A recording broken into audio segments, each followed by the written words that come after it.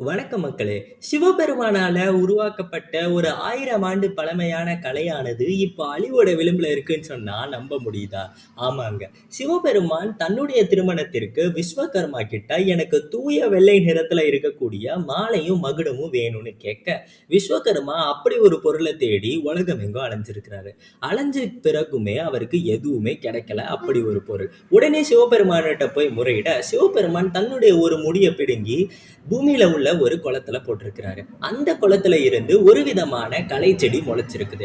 அந்த களை செடி தான் நெட்டி செடின்னு சொல்லப்படுற ஆஸ்கைனோமின் ஆஸ்பரா அப்படிங்கிற ஒரு விதமான செடி. இந்த செடியை வச்சு என்னால என்ன பண்ண முடியும் அப்படின்னு ரொம்ப குழம்பி போன விஸ்வகர்மா மீண்டும் போய் சிவபெருமான்கிட்ட முறையிட்டு இருக்கிறாரு. உடனே சிவபெருமான் தன்னுடைய கையில இருந்த ஒரு முடிய பிடுங்கி பூமியில போட்டிருக்கிறாரு. அந்த முடியில இருந்து ஒரு ஆண் தோன்றி இருக்கிறான். அந்த ஆண் பேரு தான் மாலக்கார் அப்படிங்கிறது. மாலக்கார் அப்படின்னா மாலை செய்பவன் அப்படின்னு அர்த்தம்.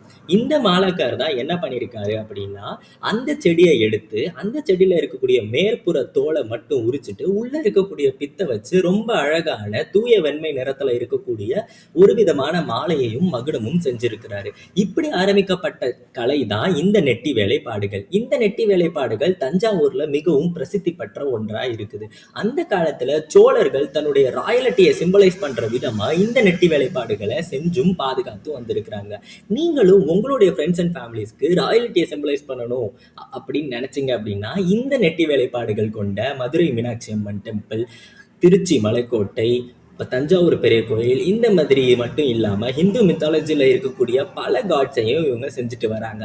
இந்த மாதிரியான விஷயங்களை நீங்களும் உங்கள் ஃப்ரெண்ட்ஸ் அண்ட் ஃபேமிலிக்கு வாங்கி கொடுத்து உங்களுடைய ராயல்ட்டியை சிம்பிளைஸ் பண்ணுங்க. இதில் இன்னொரு இன்ட்ரெஸ்டிங்கான ஸ்டோரி இருக்கு. அதில் நம்மளுடைய மறைந்த விஜயகாந்த் அவர்களும் இன்வால்வ் ஆகியிருக்காங்க.